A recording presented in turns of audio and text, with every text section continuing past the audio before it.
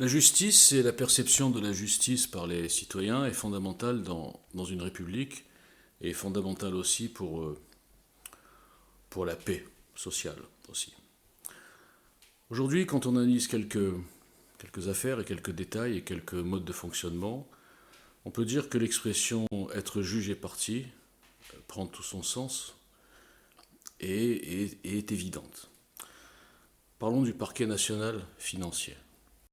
Une création du pouvoir socialiste, sur une idée originale, je crois, de Manuel Valls et de François Hollande.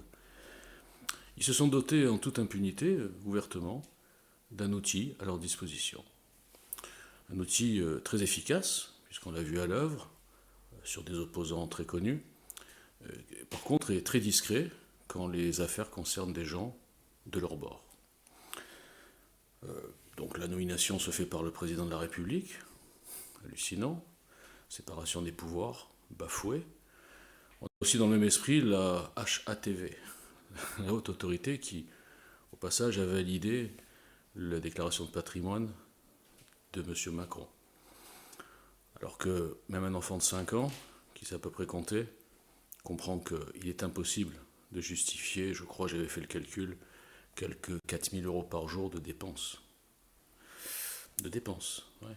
Ou quelque chose comme ça, ou 3000 euros par jour, sans rien acheter, sans rien acheter, des dépenses de fonctionnement. Donc ça tient pas la route, ça tient pas debout, et on a laissé passer ça.